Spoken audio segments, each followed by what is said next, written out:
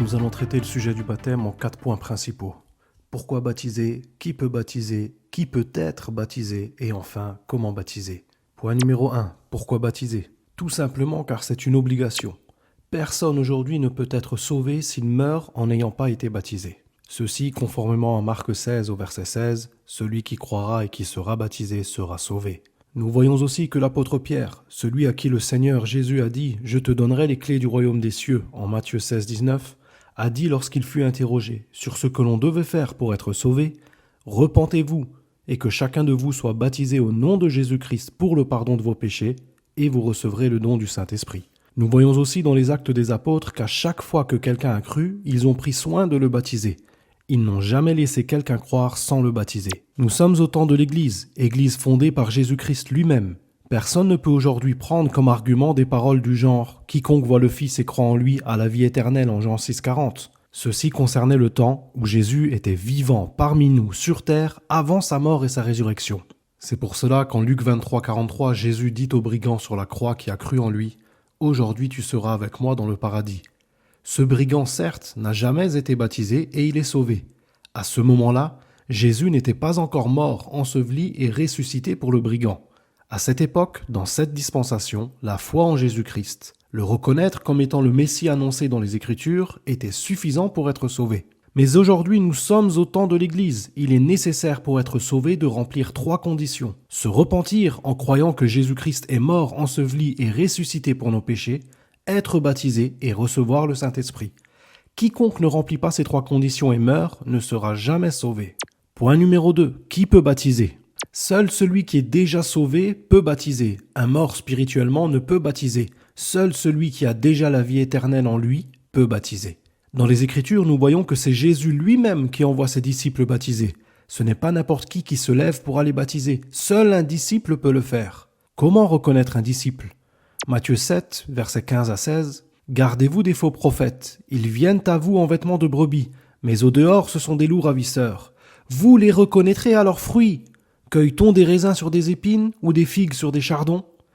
Ainsi, si quelqu'un a une pratique, une parole différente de celle des apôtres, c'est un faux prophète, donc un faux disciple. En Éphésiens 2 au verset 20, nous voyons « Vous avez été édifiés sur le fondement des apôtres et des prophètes. Jésus-Christ lui-même étant la pierre angulaire. » En Acte 8, à partir du verset 26 jusqu'à la fin, nous voyons que c'est Dieu lui-même qui donne l'ordre à Philippe d'aller baptiser l'eunuque éthiopien.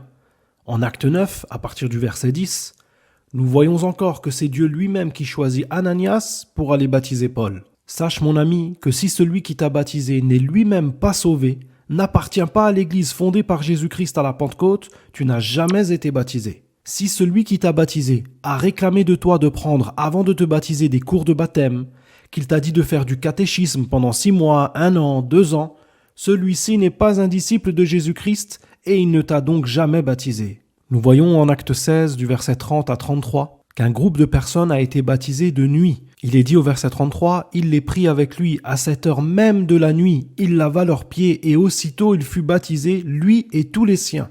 Il les baptisa donc dans la nuit, donc il n'y a eu aucun cours de baptême. » Si celui qui t'a baptisé appartient à une autre église que celle de Jésus-Christ, s'il appartient à l'église catholique, protestante, baptiste, méthodiste, orthodoxe, ou appartient encore à un autre groupe, comme les branhamistes, gédéonistes, Assemblée de Dieu, pentecôtistes, témoins de Jéhovah, ou toute autre dénomination qui n'a pas Jésus-Christ comme fondateur, tu n'as jamais été baptisé. Car tous ces gens appartiennent à une église qui n'est pas celle du Seigneur.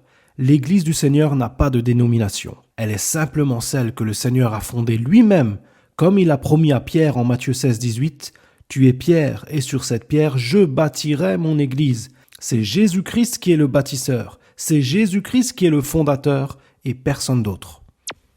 Point numéro 3. Qui peut être baptisé? Celui qui a cru est celui qui peut être baptisé, conformément à Marc 16, 16. Celui qui croira et qui sera baptisé sera sauvé. Conformément à Acte 8, versets 36 et 37, lorsque l'eunuque demande à Philippe « Qu'est-ce qui empêche que je sois baptisé ?» Il lui répond « Si tu crois de tout ton cœur, cela est possible. » Ainsi, le baptême des bébés n'est pas valide, car ils n'ont cru en rien. Le baptême de celui qui n'avait pas une conviction ferme est caduc. En 1 Pierre 3, au verset 21, il est dit que le baptême est l'engagement d'une bonne conscience envers Dieu et qui maintenant vous sauve. Ici, nous voyons donc que le baptême est un engagement de bonne conscience et qu'il fait partie du salut. Il faut donc d'abord croire que Jésus-Christ est mort pour tes péchés, enseveli pour tes péchés et ressuscité pour tes péchés, car c'est ceci l'évangile, comme l'a rappelé Paul en 1 Corinthiens 15, du verset 1 à 4. Sache que si tu as été baptisé sur la base d'un autre évangile, si on t'a baptisé en te disant qu'après ton baptême, tu ne voleras plus, tu ne mentiras plus, tu auras un bon comportement, tu ne commettras plus l'adultère, etc., tu n'as jamais été baptisé. Si on t'a prêché en te disant « Jésus t'aime, crois en lui et tous tes problèmes se régleront », tu guériras de ton cancer, tu tomberas enceinte, tu deviendras riche, sache que tu n'as jamais été baptisé, car tu auras été baptisé sur la foi en un autre évangile. Seul le baptême sur la foi ferme que Jésus-Christ est mort, enseveli et ressuscité pour nos péchés est valable, car c'est ceci l'évangile. Point numéro 4. Comment baptiser ? Nous allons décomposer ceci en 2 points. Comment baptiser et en quel nom ? Premièrement, le baptême se fait par immersion. Le mot même baptême, qui vient du grec baptizo, signifie être immergé.